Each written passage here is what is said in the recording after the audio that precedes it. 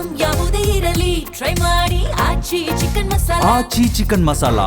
ಅನುಗ್ರಹ ಯೋಜನೆಯಡಿ ಕುರಿ ಮೇಕೆಗಳ ಮತ್ತು ರಾಸುಗಳ ಆಕಸ್ಮಿಕ ಸಾವಿಗೆ ನೀಡುವ ಪರಿಹಾರ ಧನವನ್ನು ಹೆಚ್ಚಿಸಿ ಇದುವರೆಗೂ 1.7 ಲಕ್ಷ ಫಲಾನುಭವಿಗಳಿಗೆ 1,70,000 ಫಲಾನುಭವಿಗಳಿಗೆ 101 ಕೋಟಿ ರೂಪಾಯಿ ವಿತರಿಸಲಾಗಿದೆ.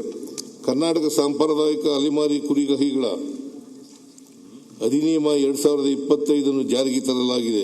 ಇಲ್ಲಿಯವರೆಗೆ 6,702 ಕುರಿಗಾಹಿಗಳಿಗೆ ಗುರುತಿನ ಚೀಟಿಗಳನ್ನು ವಿತರಿಸಲಾಗಿದೆ. ನಮ್ಮ ಸರ್ಕಾರ ಅಸ್ತಿತ್ವಕ್ಕೆ ಬಂದ ನಂತರ 300 ಪಶುವೈದ್ಯ ಸಂಸ್ಥೆಗಳಿಗೆ ನೂತನ ಕಟ್ಟಡಗಳನ್ನು ನಿರ್ಮಿಸಲು ಕ್ರಮ ವಹಿಸಲಾಗಿದೆ. 2026-27 ಸಾಲಿನಲ್ಲಿ ನಬಾರ್ಡ್ ಸಹಯೋಗದೊಂದಿಗೆ ಹೊಸದಾಗಿ 100 ಕಟ್ಟಡಗಳನ್ನು ನಿರ್ಮಿಸಲಾಗುವುದು.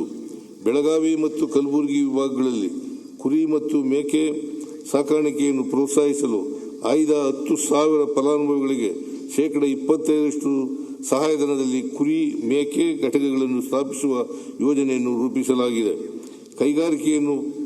ಹೈನುಗಾರಿಕೆಯನ್ನು ಪ್ರೋತ್ಸಾಹಿಸಲು ಆಯ್ದ 10,000 ಫಲಾನುಭವಿಗಳಿಗೆ 25% ಸಹಾಯಧನದಲ್ಲಿ ಹಸು ಎಮ್ಮೆ ಖರೀದಿಸಲು ಪ್ರೋತ್ಸಾಹಧನ ನೀಡಲಾಗುವುದು.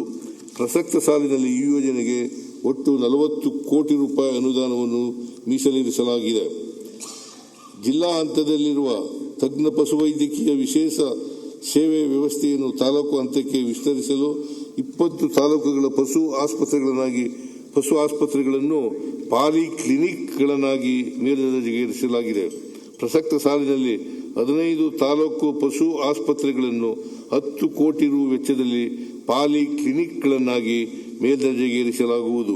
ಸ್ಥಳೀಯ ಮೇಕೆ ತಳಿಗಳ ಉನ್ನತಿ ಮೈಸೂರಿನಲ್ಲಿ ಬೋಯರ್ ಮೇಕೆ ತಳಿ ಸಂವರ್ಧನಾ ಕೇಂದ್ರವನ್ನು ಸ್ಥಾಪಿಸಲಾಗುವುದು.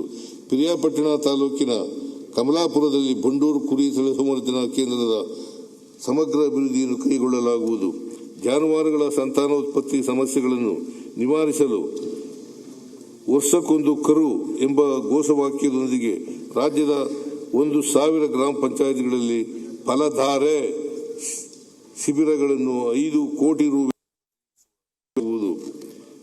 ಪಶುಗಳಲ್ಲಿನ ರೋಗಗಳನ್ನು ನಿಖರವಾಗಿ ಪತ್ತೆ ಹಚ್ಚಲು ರಾಜ್ಯದಲ್ಲಿ ಪ್ರಥಮವಾಗಿ ಬೆಂಗಳೂರು ಹಾಗೂ ಬೀದರ್ನ ಪಶುವೈದ್ಯಕೀಯ ಮಹಾವಿದ್ಯಾಲಯದ ಪಶು ಆಸ್ಪತ್ರೆಗಳ ಜಾನುವಾರುಗಳ ಸಿಟಿ